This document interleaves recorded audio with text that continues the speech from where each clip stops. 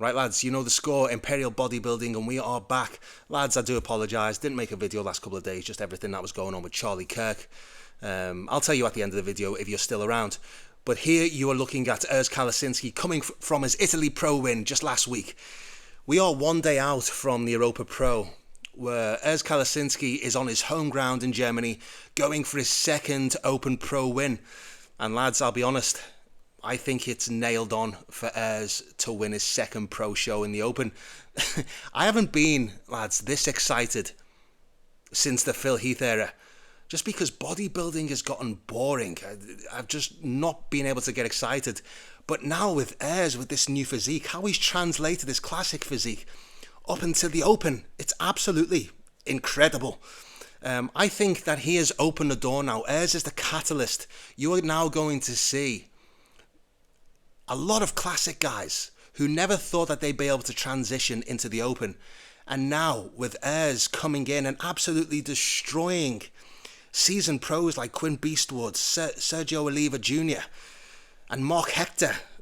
I mean, he's come in, he's added 40 pounds of muscle. And I'll be honest, he looks like he's been competing. When I saw him last week in Italy, this is where he belongs. You look at the comparisons here, it's night and day. You look at the shoulders, the chest, the fullness, even on the arms, which was his weakest point. It's very hard to criticize him. You see the chest, he was too much.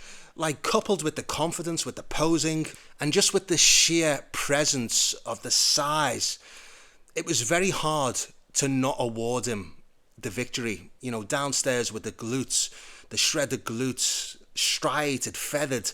He pretty much had everything. I mean, if you look at the back, yeah, it's not the best back in the world, but let's be honest, the lighting at the Italy Pro was absolutely shocking. But Urs Kalecinski, this weekend you are going to see the lighting much better. If I could criticize him, it's the legs, but that's not his fault. Look, he's got atrophy in the calf muscles. You see it in Dennis Wolf. You see it in Wesley Vissers. Look, I don't know why this happens. And Urs was asked last week, and he actually said on his Instagram that he'd just not been training the calves. I don't believe that for a second. They've obviously melted. He's obviously got nerve damage. But look, it's not going to affect him. Urs is sitting at like 5'10", 5'11", so he's a tall guy. And we talk about being critical of his back. Look, these are not bad backs. I do believe it was down to the lighting, but he held his own. And downstairs, you just look at the shredded glutes, the hamstrings, the separation, the sweep in the quad. He didn't give away anything, and he definitely deserved the victory. I do feel sorry for this man. He's done 3 shows this year. This is the best we've seen him. And we don't know if he's going to qualify for the Olympia. I can't see him beating Urs Kalecinski in Germany. I just don't see it. What do you think, lads? I mean, his structure overall, Quinn Beastwood's structure is absolutely incredible. You look at the taper going, how it flows onto the obliques. And he's massive for a guy that's over 6 foot. But look, this is an Olympia winning physique. The only man that I see beating Urs Kalecinski is Ali Edwards. This is a proper bodybuilder with career shattering mass. The only thing is with Ali, I've never seen him once really bring the condition. But if we're talking about an open bodybuilder who's just bursting full, you know, a genetic freak, then if this man turns up, the only thing that would hold him back would be the fact that Urs has more social media followers and that the show is in Germany. But look, as a bodybuilder, he's not touching Ali Edwards. If Ali Edwards comes in condition, this is the dark horse. So let's see tomorrow. It's going to be one hell of a show. But if you're asking for my prediction, no, I can't look past Urs. You look at Ali Edwards, he actually looks... If you ever saw this show called Dinosaurs, I think his name was Mr. Henderson. If Mr. Henderson walked on stage tomorrow, I wouldn't be able to tell the difference between Mr. Henderson and him. But this is what I'm talking about. I mean, you've got the likes of Matt Grego now. If you look at the legs, you just look at the upper body. These are the physiques that I'm talking about. Very aesthetic, tall guys that have a lot of stage presence that could go on to the Open and dominate. But if this man, he's just announced last week that he's going to be doing an Open show.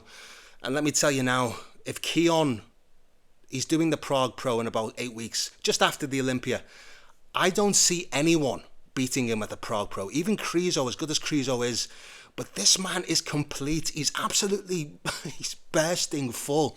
His aesthetics are next to none. And I just remember Steve Weinberger, the first time he saw Keown when he was natural.